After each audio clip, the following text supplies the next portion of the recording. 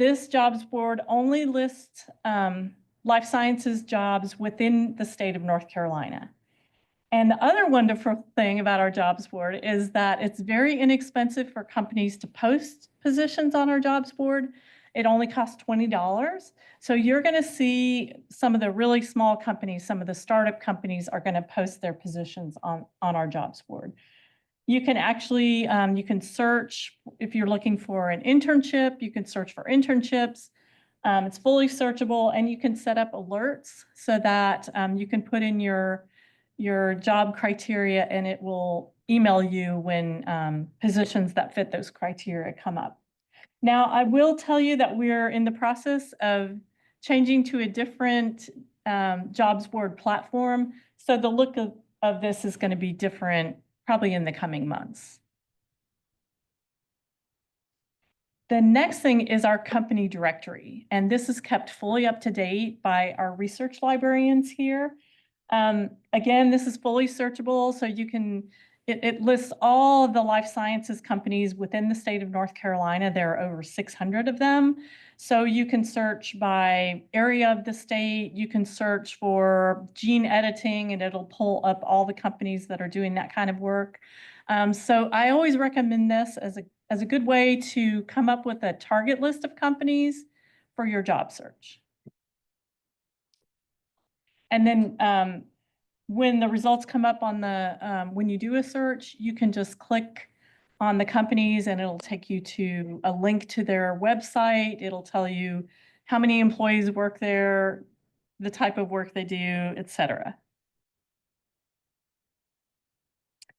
And then the Career Development Network has its own web page, and you can go here to see upcoming sessions, but also the past sessions. We have recordings and slide decks from those, so you can go and look at last year's presentation on resumes or on LinkedIn. So this is a great resource.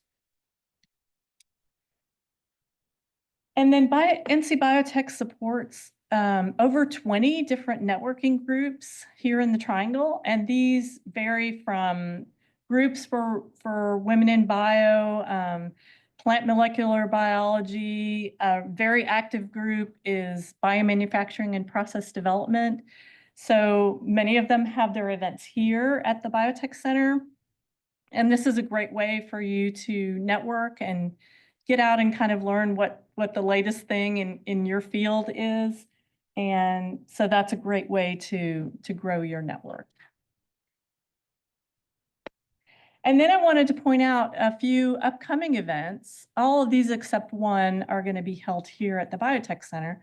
The first is March 25th in the late afternoon, evening is the Spring 2025 North Carolina CRO Collaborative Career Fair. So if you're in that industry, that would be something to attend.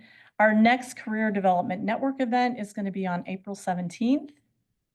On April 22nd, we host a life sciences marketing group here at the Biotech Center, and this is an all virtual event. It's listed on our events calendar. All of these are actually listed on our events calendar. Then on the 23rd, the North Carolina Bio Network Career Fair. This is a career fair for people in the biomanufacturing industry.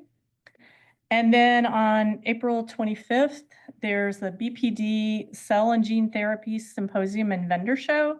And this is a very large event. It's outgrown the size of the Biotech Center, so it'll be held at the Friday Center. And I believe registration is still open for that event. So at this point, I would like to introduce our speaker. Aileen Wilson earned a degree in HR management and then later an MBA in management.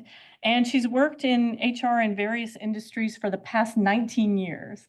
She just celebrated her 6-year anniversary at Pfizer, and she currently serves as their candidate experience manager.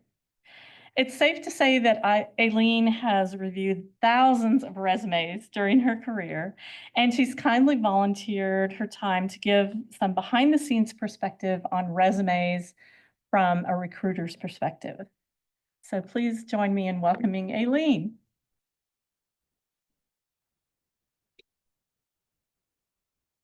Thank you so much, Susan. I'm so happy to be here and thank you for joining.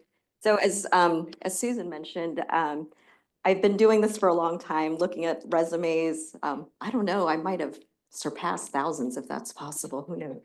And what I wanted to do today was give you a behind the scenes look at what's happening, right? It's like you submit your resume and you just sit and you wait.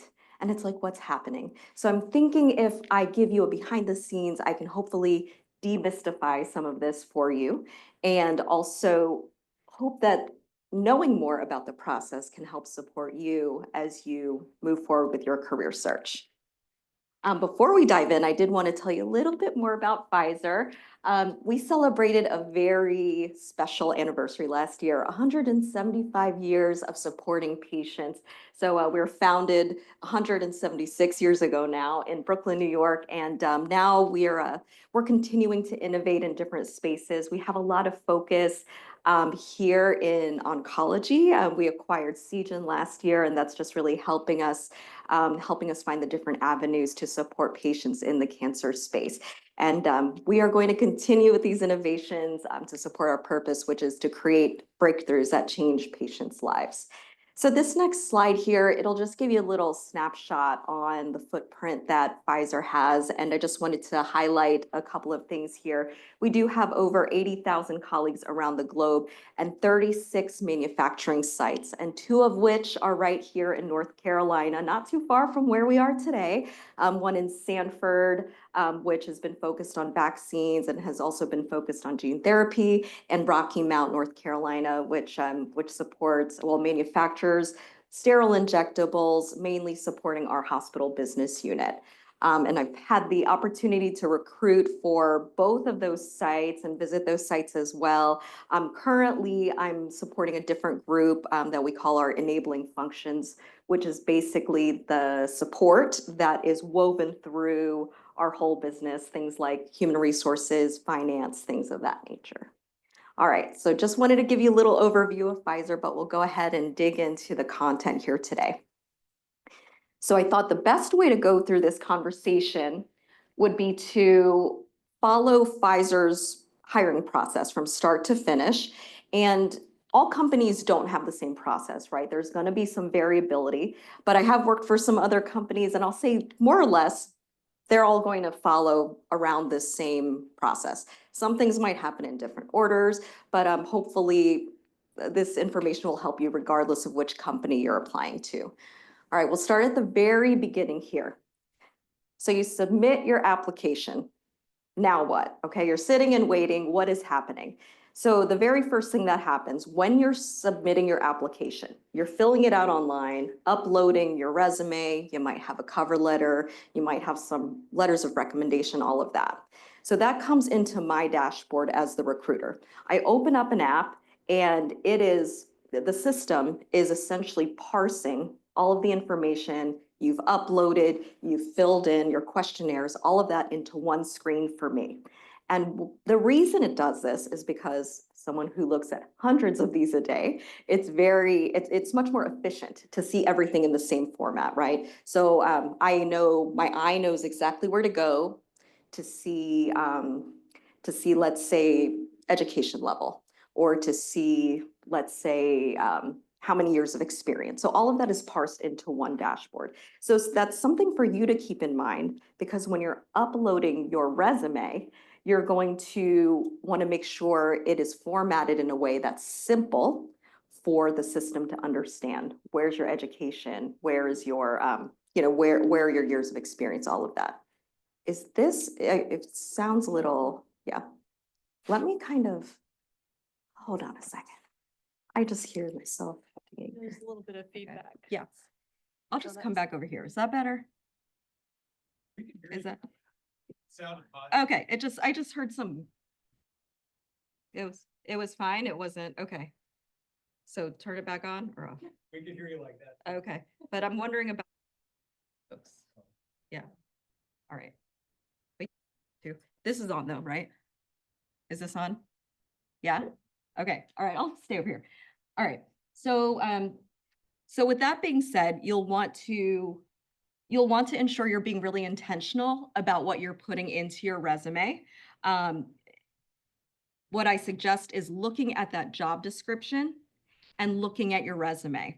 And you'll want to make sure that you are highlighting the pieces of work that you've done that are aligning with the basic qualifications. And sometimes there's also preferred qualifications, right? So tying that in, and even if you don't have that specific qualification they're looking for, what's the transferable skill that you have? And how can you perhaps highlight it in a way that the recruiter that's looking at it will say, oh, hey, yeah, they've done this. It's not exactly what's listed here, but I can see how that translates rather. Okay, so we will dive into formatting here in a bit on how to help the applicant tracking system better recognize what you've put in there. All right, before I do that though, I did want to answer a very frequently asked question, which is, should I submit a cover letter? So you're going to want to ask yourself a few questions here. It depends. There's no rule of thumb here that you should always submit one or never submit one, but ask yourself a few questions. If the job posting says it's required, then yes, do that, okay? Make sure you put one together. And I'll say, from my experiences, most postings don't require it. It's pretty rare. It comes up every now and then, but it's rare to see. So if it's not required, ask yourself, is there something that you need to say that's not in your resume? Is there a story you need to tell? Do you need to explain what, like for example, if you're changing industries, you may want to talk about that in your cover letter. You do not want to repeat your resume in your cover letter. A lot of times we'll look at these cover letters and you'll see the same exact bullets as what's in the resume, right? And it's about intentionality, concise communication, and ensuring that you are telling your story. The recruiter's getting to know you, okay? So think about those things. If none of those are at play, it's not required, you don't have anything else to say, you can skip it. If I'm being really honest, for me as a recruiter, I'm really focusing in on that resume. I'll skim through those cover letters, see if there's anything else that's important. But if you've got a time limitation, which we all do, right? All of our minutes are very valuable. Spend it on the resume. Okay. Okay, I wanted to show you an example. This is a template from Canva. So Henrietta is not one of my actual applicants, okay? I love this format. It looks beautiful to me. It is very easy to read. You can clearly see professional experience, education. The font is nice and clean. Spacing is nice. It's easy to read. My eye knows exactly where to go here, okay? So these are things you want to keep in mind. The less embellishments, the better. Again, it's about being intentional. You want to use this document to communicate to the employer why you're a match for that role. All right, so keeping that in mind, I wanted to ask you all a question. Okay, so here's another sample from Canva. Wanted to see what your thoughts were. Do you think this is a strong format? What are your thoughts here? Yeah, feel free to. Did you apply for the design job? I think it's perfect. Yes. Or did you apply for biotech, science? No, correct. Yes, it's tough because we talk about that applicant tracking system trying to pick up information here. I'm telling you that thing's going to go haywire. It's going to say, I don't know what I'm doing. Also, it says education twice up there. So it's going to be tough for it to read. But you're right. If someone's applying for, let's say, a smaller firm, you know that someone's putting eyes on resume, design focus, then likely this could be more appropriate. But in our setting, our industry, I would suggest staying away from this. I mean, it looks cute, but it's not really going to help to the goal. All right. Any other thoughts? Yeah, go ahead. Yes. So I would say we get a lot of pictures on the resumes. I would say skip it. It's not, it almost takes away, it is valuable real estate on that thing, right? A lot of times for those of you that have written a resume, you're making your margins like really small. Right? You're like, okay, maybe I can do 10.2 font and this will be okay. Don't worry about the photo. You need all that space. All right. What else? Go ahead. They list skills but don't actually verify or demonstrate them.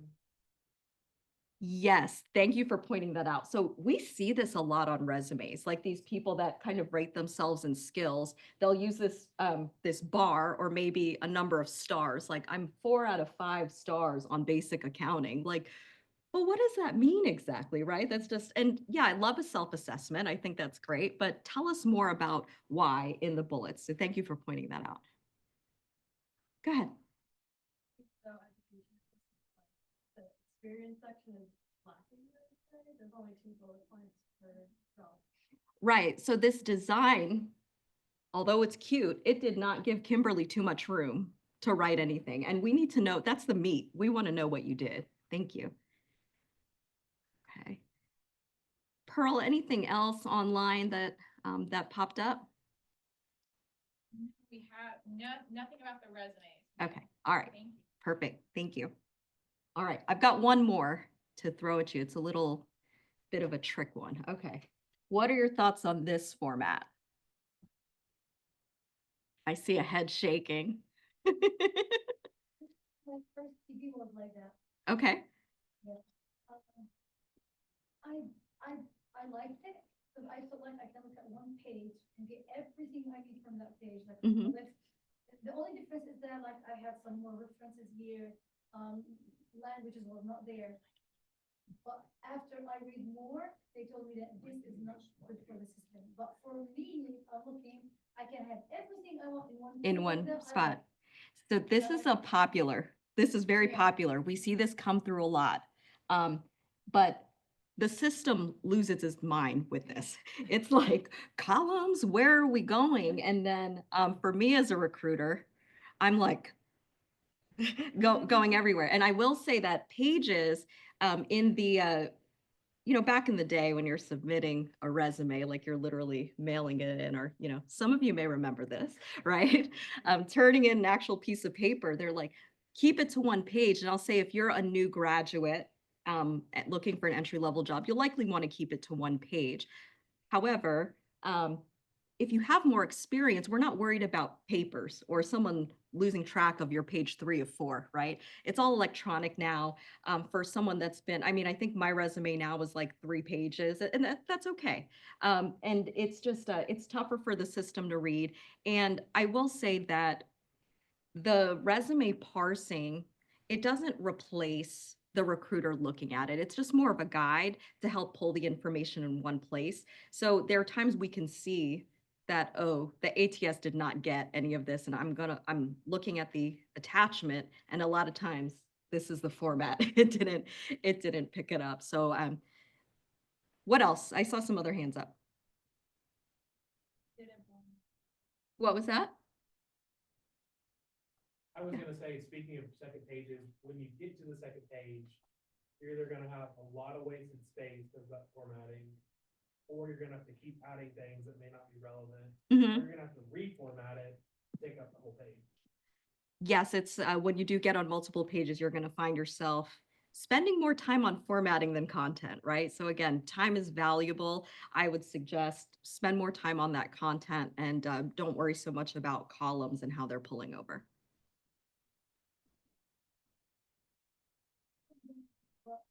Very big job description, like 2 jobs took a whole page with all this description. I'm not sure if I learned the right way, that's why I'm here. But like, when you look at a job, make sure to list the most important job description that match the new job description. I mean, whatever, like 2 more details at the end, keep it for the interview if they ask you. Like, if I look at 2 jobs, like all these descriptions are too much. I'm not sure if it's how you look at it. Because if I'm hiring someone, I want to look at what is the best this job description he did in his job that fill the gap in my company that I'm looking at. Yeah. This, not all these. Sure. Yes. So what I'm hearing, too many bullets, right? Too many bullets. It's a lot to read. So I would agree with that.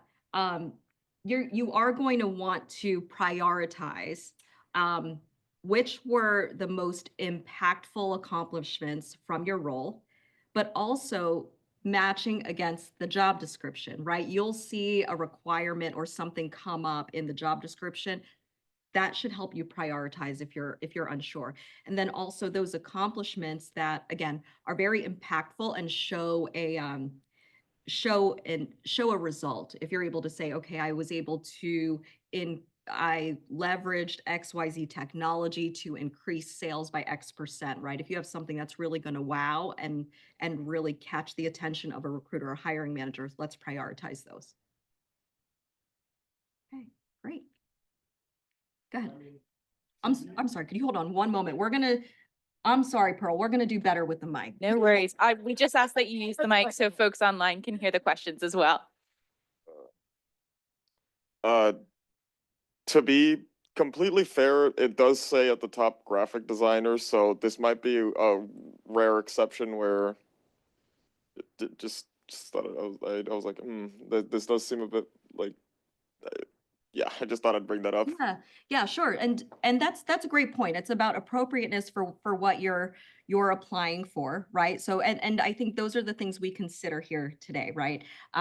If what we're talking about, or the tips I'll give you are specifically more to our industry here in biotech. And then also for a company that's large enough that's going to use these applicant tracking systems to load it in.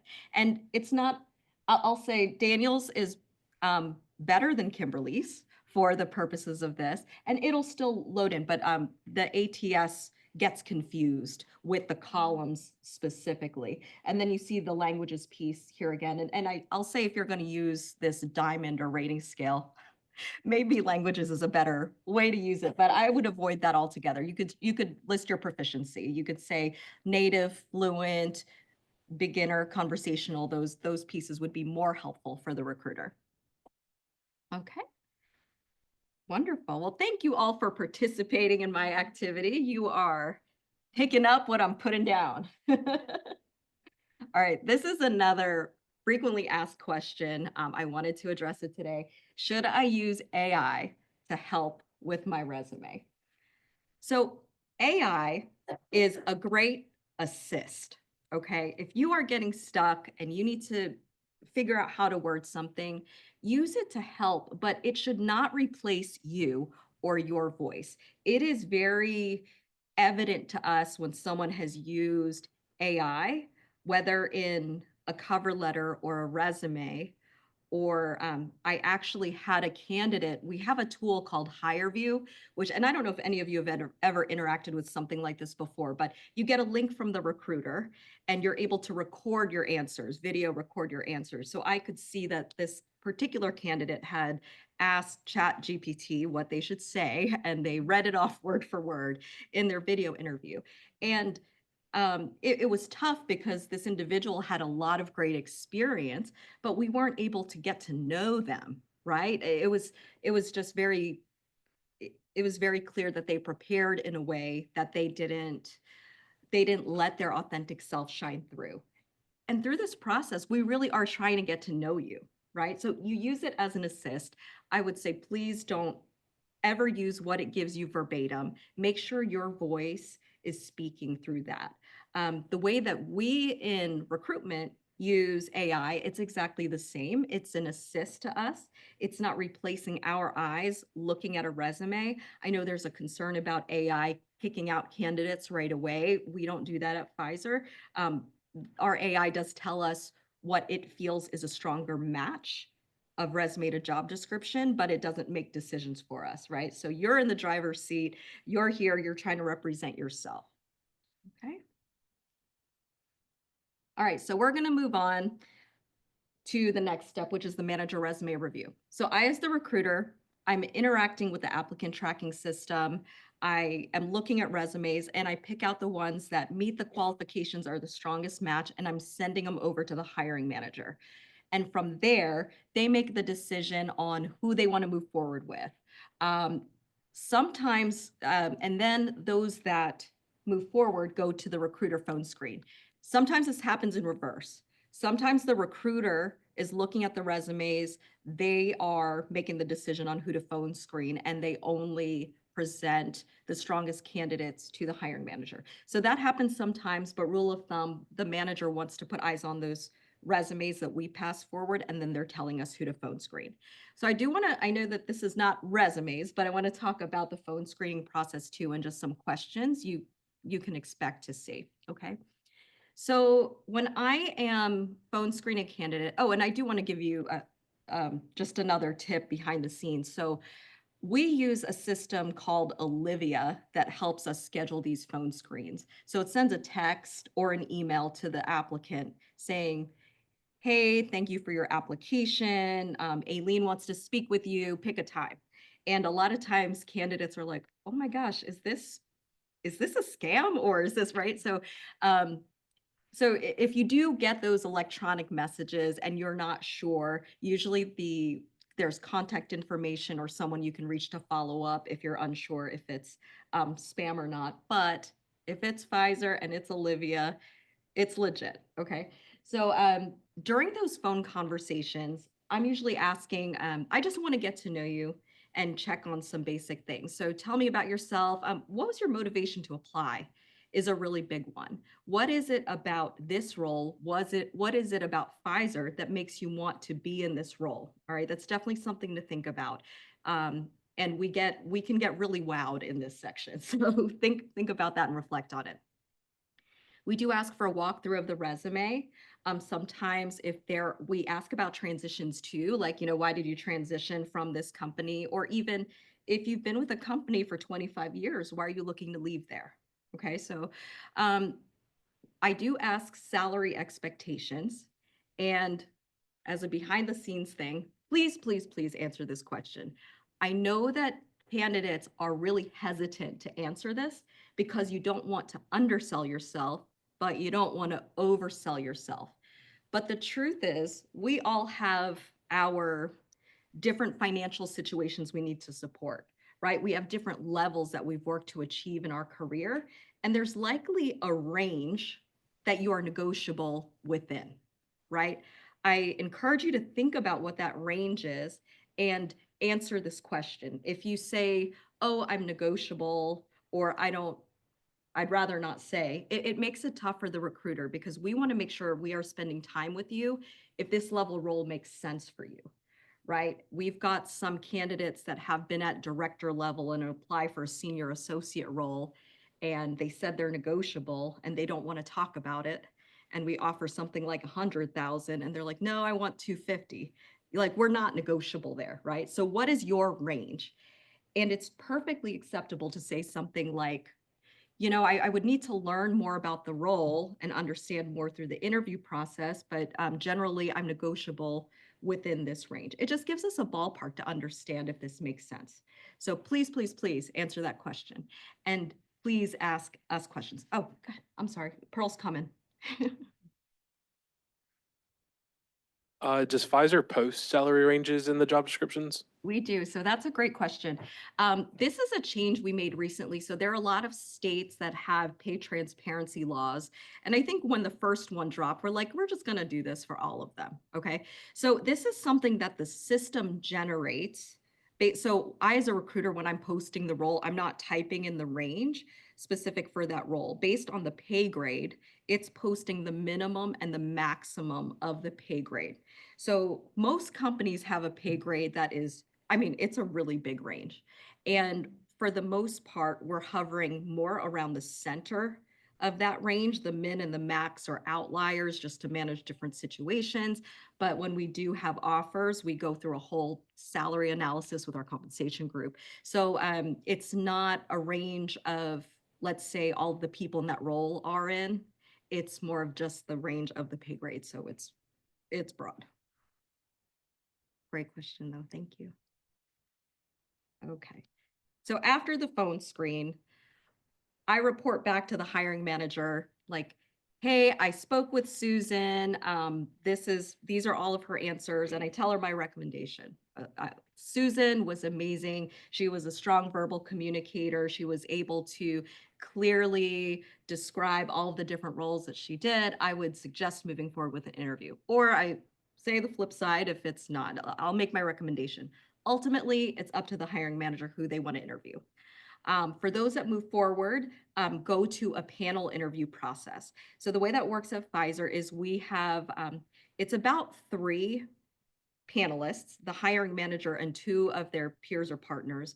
We have some hiring managers that like to have more, which we, again, more behind the scenes. We try to tell them not to do that. It's just very time consuming and overwhelming, right? You're on this like virtual call with 5 people from the company. It's too much. So I wanted to give you some insight into what to expect from a panel interview. And again, this is Pfizer's process, but a lot of companies I feel like are moving towards this type of formatting.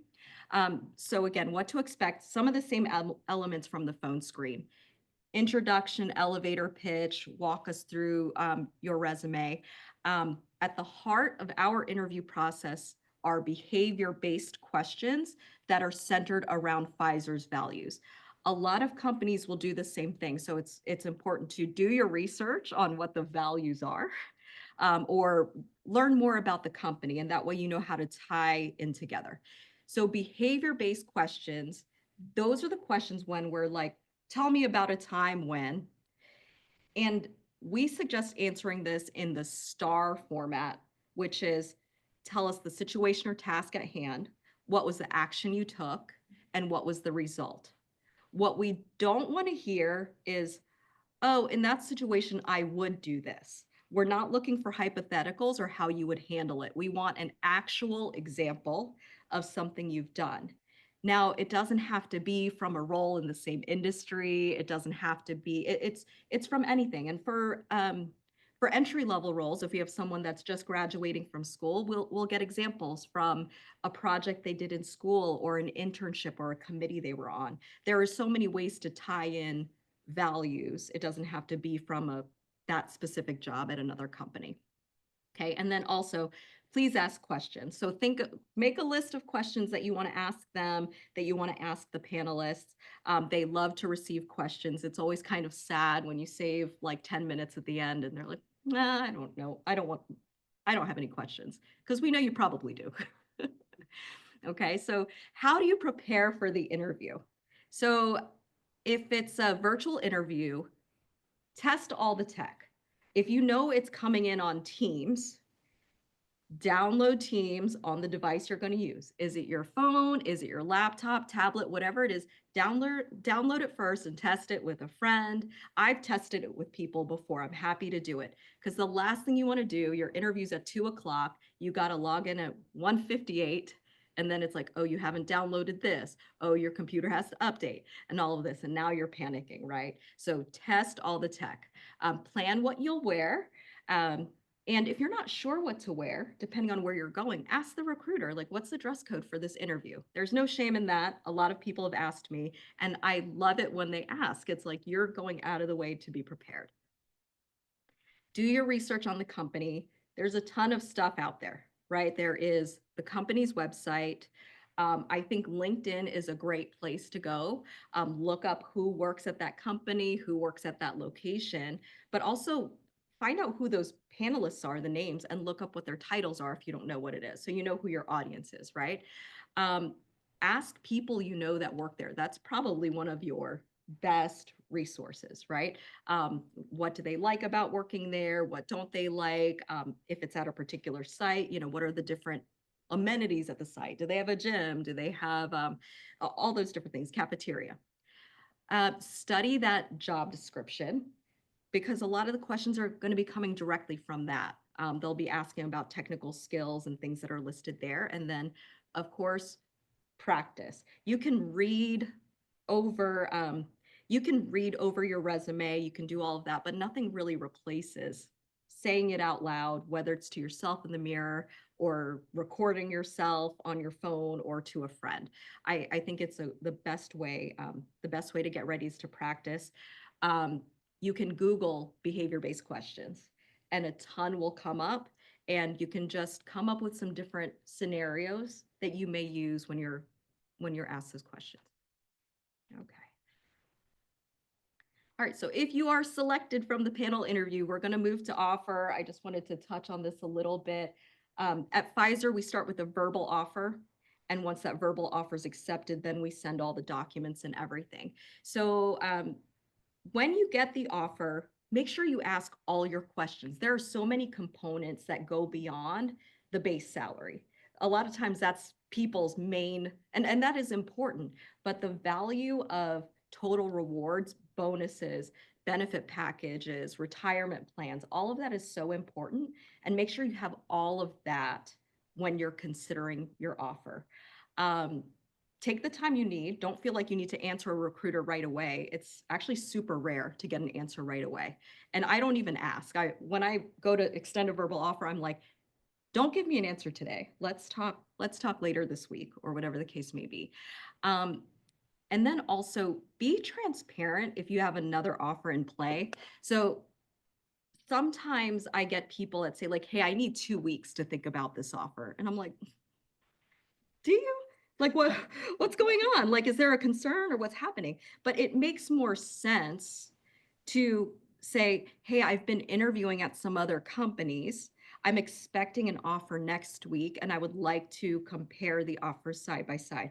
There's nothing wrong with that. We fully expect that if you're looking for a job, we're not the only people you're talking to.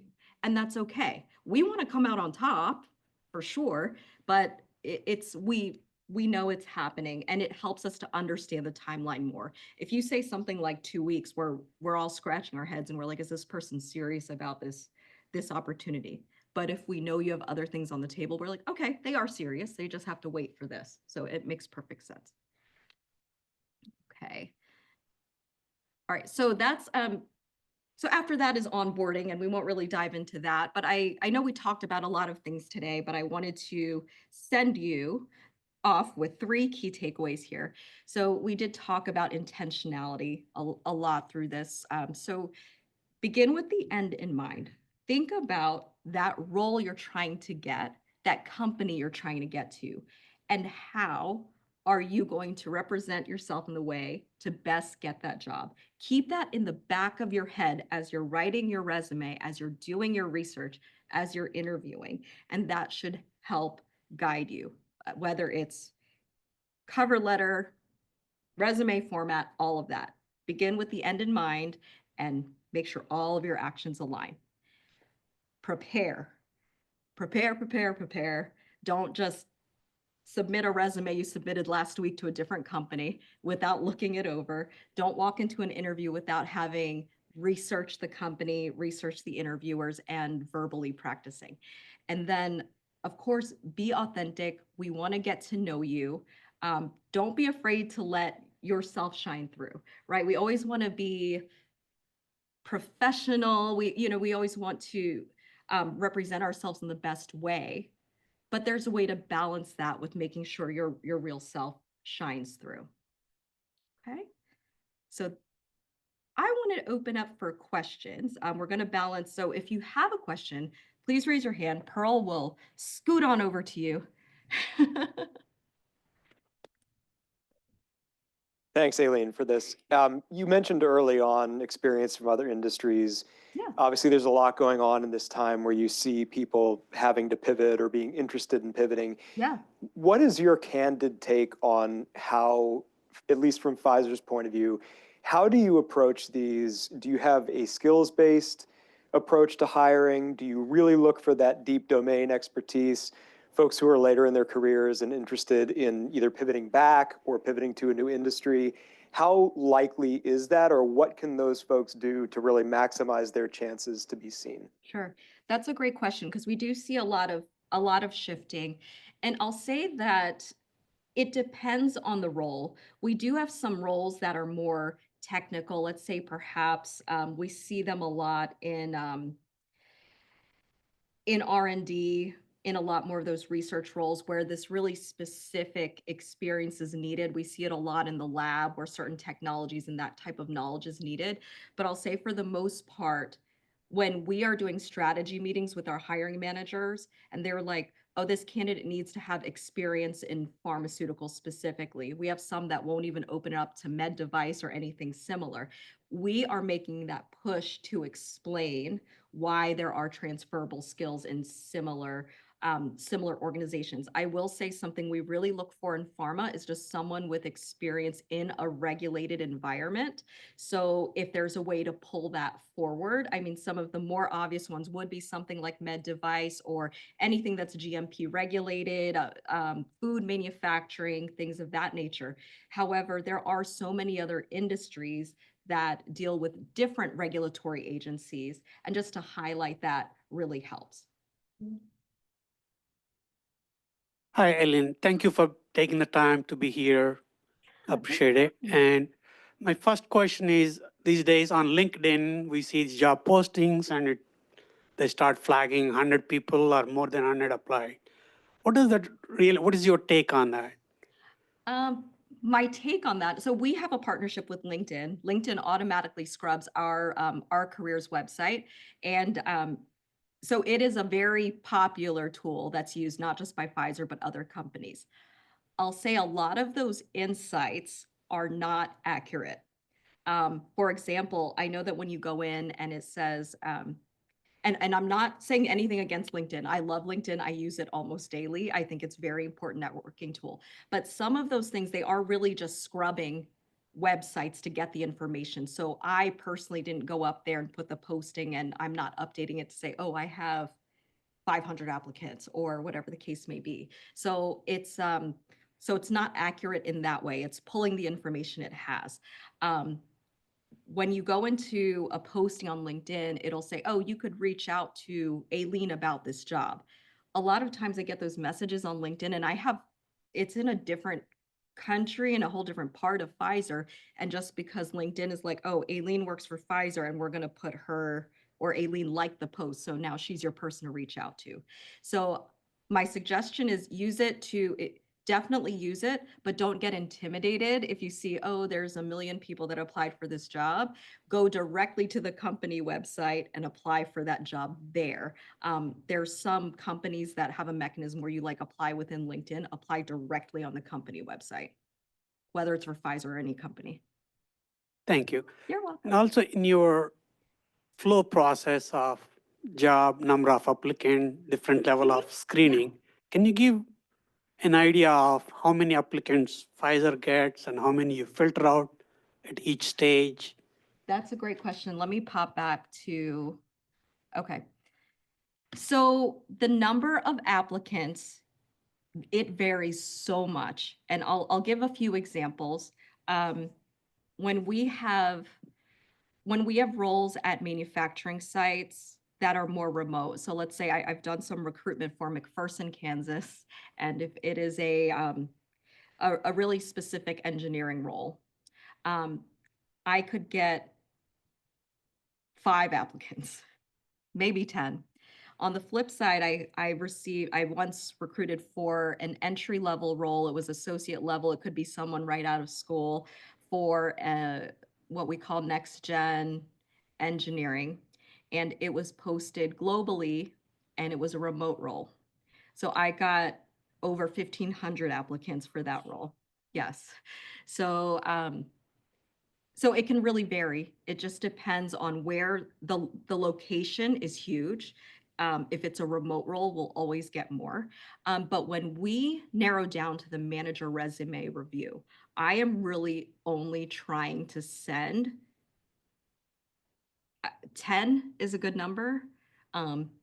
Sometimes it's 20, but that's a lot. We really want to bring out the ones that are the best and bring them there. Recruiter phone screen, I typically am not phone screening more than 5 or 6 from that grouping, and panel interview, sweet spot's 3.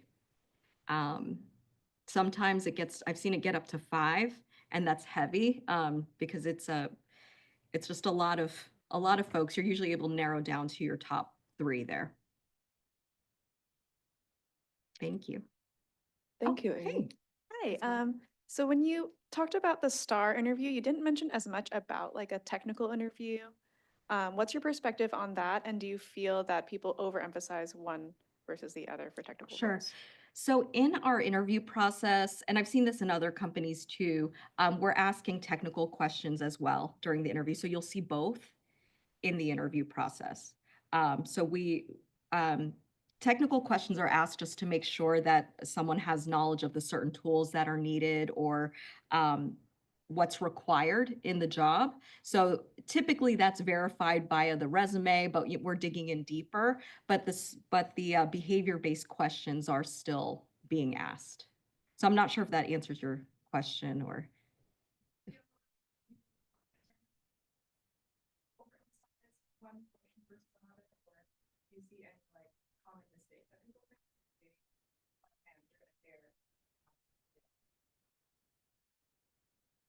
Sure. So so do you mean is the interviewer emphasizing one versus the other? Is that, I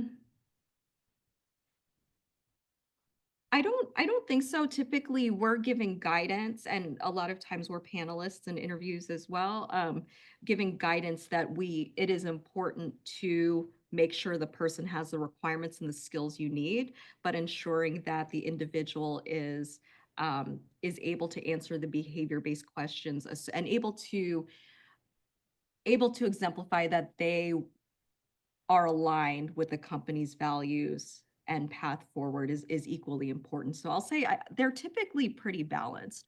In terms of typical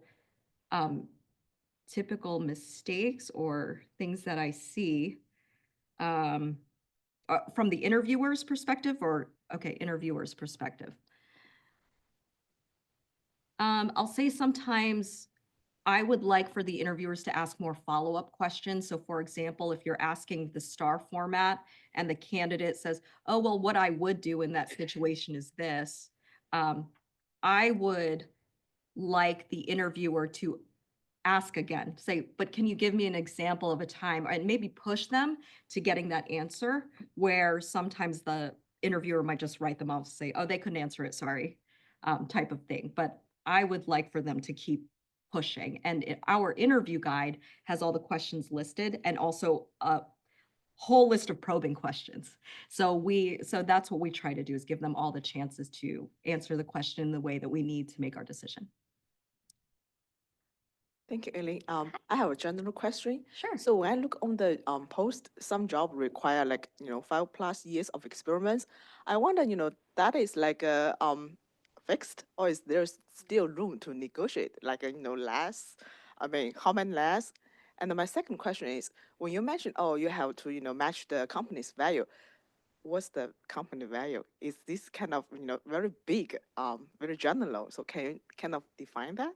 Sure, Thank sure. you. So I'll start with the first question. So that's tough because the years of experience, what you have to really focus on is the required. Like in our postings, we have the must-haves and the nice-to-haves, right? So if it's must-have, the 5 years of experience, you must have 5 years of experience. Reason being, our roles are analyzed by our compensation department associated with, they're all different. There's a form that you fill out, and it's years of experience, education level, level of responsibility, supervision, scope of direct reports, things like that, right? So the role, let's say, for example, based on that 5 years of experience, the role is a grade 10. That is just an example. So if someone comes in with 3 years of experience and we hire them in, they don't meet the requirements, now they're in a grade 10, but everyone else in the company that has 3 years of experience is a grade 9, then we're throwing off all the internal equity of the company of that group. So we have to ensure that we're aligned. Now, I know that you can really start splitting hairs here because it might say 5 years of relevant experience. And you're like, well, I got 3 years of directly relevant experience and 2 years of experience that I'm not sure if it's related. If you can connect that other experience to this and say how it's related, make sure your resume is telling that story and apply, okay? I mean, if you're really close, if it's like 5 years and you have 4 years and 10 months, I would say you should apply. But make sure you're reading that job description and looking at it.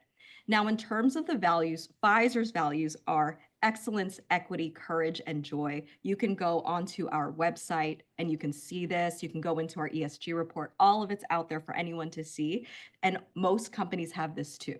And I'm not saying all of the company's questions will be directly aligned to their values, but it's not uncommon.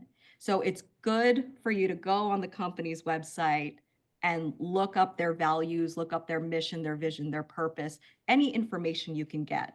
It's good for you to see if you connect with it. And it goes both ways. You have to make sure you want to work there too. Okay, thank you. Hey. So I had a quick question about the recruiter application screening process. So when you're screening, are you screening for just they're meeting the minimum qualifications so they're moving forward? Are you also screening for this person's probably a better fit and we have a threshold we can't go over, so I'm also making some like fit decisions. Yeah. Does that make sense? Yep, it makes perfect sense. So I am starting, so it's a tiered process for me, and I spend a lot of time moving people around and kind of making decisions. So we start with basic qualifications, because if you don't meet the basic qualifications, then you unfortunately can't be a part of the pool. Sometimes I'm like, oh, this resume is amazing for something else, and I'm sending it to my colleague who's recruiting for that role, right? But for my intents and purposes, I have to stay here.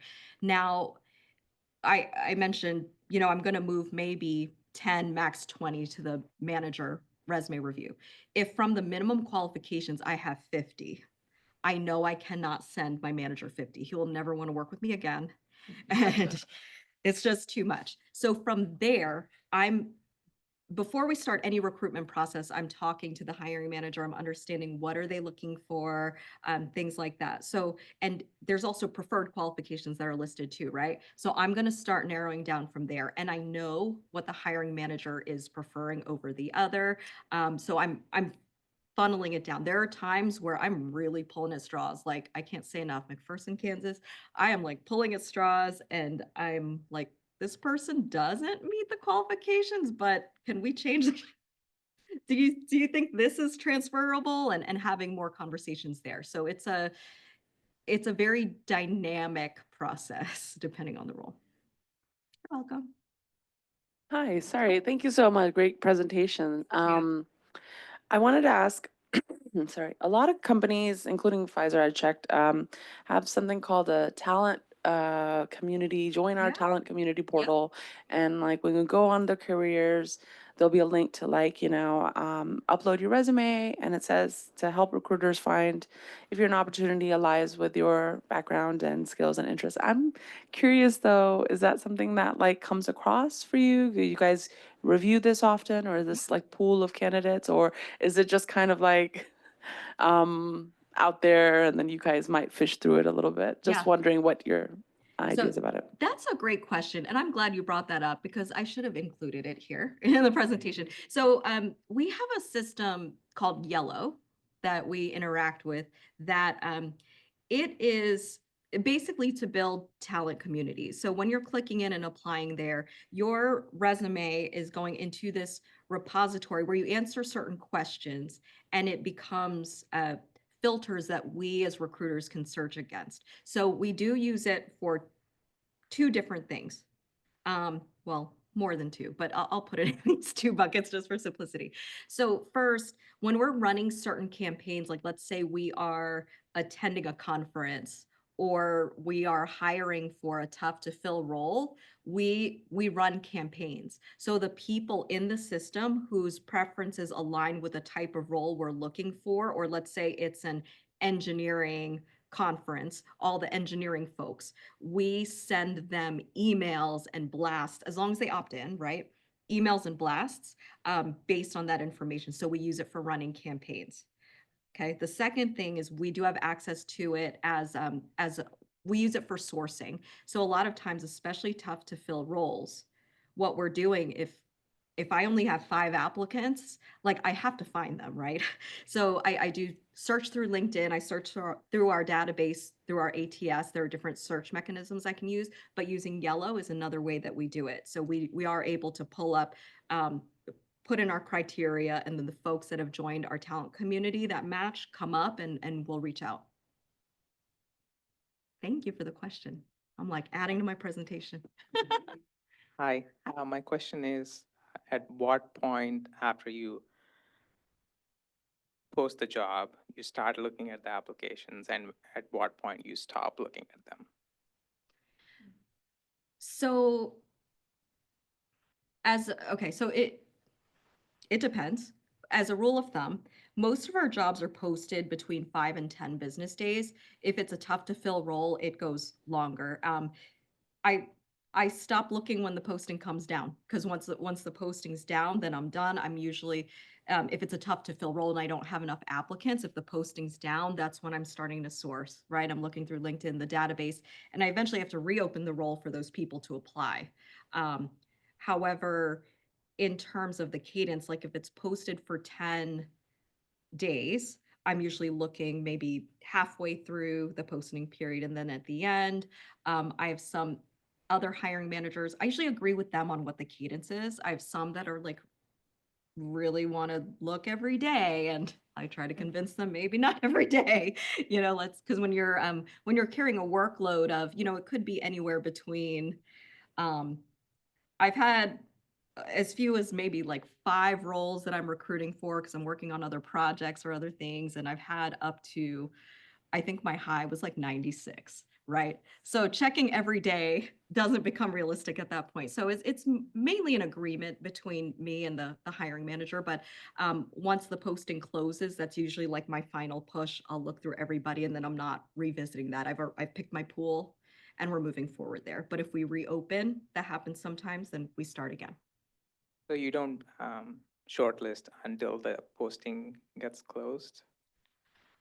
So I do, and I'll start phone screening, but I'm still looking at everyone that comes in. So let's say if it's posted through next Friday and I phone screen this week, I'm still looking at everyone that's applying next week. I'm not, if they apply, they're part of the pool. Thank you. Thanks. Okay, I think we have time for one more over here. He already had his hand up. I'm so Yeah. sorry. We will have after this an hour of, we've got snacks, networking. So definitely continue to talk to each other about any questions you have. Thank you. I was wondering if, other than obviously applying to the job, is there anything outside of that may be helping with when you see 200 plus applicants applying to something to get in front of that hiring manager? So say you have like a team name that this group you're going to be helping with, and you go on LinkedIn, keyword search, you find some people on LinkedIn that seem to be a part of that team. Would it be worth hitting them up, saying like, hey, I just applied to this? Or is there anything outside that might help get you through the finish line? Because when you have such a large pool of people applying at once. Yeah, that's a great question. So I'll say, let's see, there are a few different ways to approach this. If you're able to connect with people on LinkedIn, I think that's really great, but you have to make sure it's intentional and that you're reaching out to the right person. Because if someone reaches out to me about a role or somewhere I'm applying to or something in North Carolina, I'm like, okay, this makes sense. But there are times I get ones that are just way out there, and I'm like, you probably message literally everyone from Pfizer. So I'll say, take the time to kind of do that research and find out who those people are, and who you should reach out to and make a connection request. I would also say if there are any local events, so let's say you're based here in Raleigh and there's a company that you're targeting, and they're going to be at a job fair, or they're going to be at a networking event here. Make sure that you go and you get in front of them. That's a really a great way. And I've had people approach me before and just say, hey, I saw that Pfizer was going to be here. I wanted to make sure to come. I applied for this role. And it always is a great conversation. So those are a few things. I'm going to think of more. I'm going to be around after this. We do have a few from online that I can do quickly if we have time. So a few of the ones online that I've put together are, if you're pivoting careers, or, you know, you have some relevant experience, but it may not be your most recent experience. How do you, in that case, does it make sense to do your experience on your resume by prioritizing those relevant experiences, or continue to reverse chronologically? And similarly, is there a way to kind of communicate that gap in relevant experience? Yeah.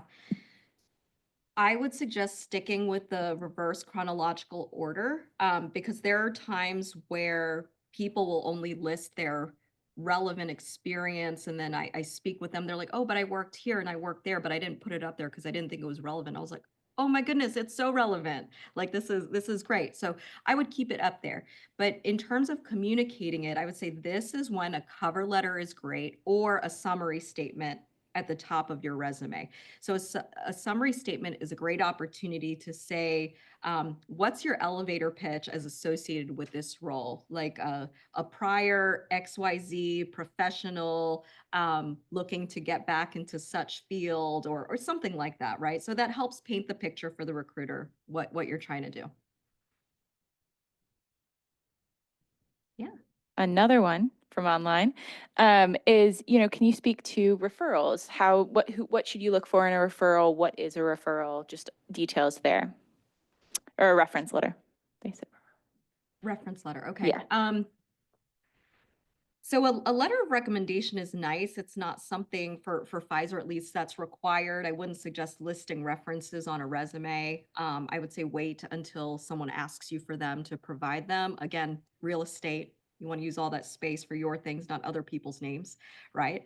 A letter of recommendation is nice. I've seen them a lot. A lot of companies restructure, and you know, people unfortunately their roles are impacted through that. I think a letter of recommendation from a prior manager is really strong in that situation, because there's someone that worked with you directly in that way. And I know that's not really common to get a letter of recommendation from your current manager, you know, when you're looking for a new job. But in that situation, it is. So yeah, definitely, if you have those, you can upload them. Usually, I know Pfizer's website, most other websites will allow you to upload multiple documents.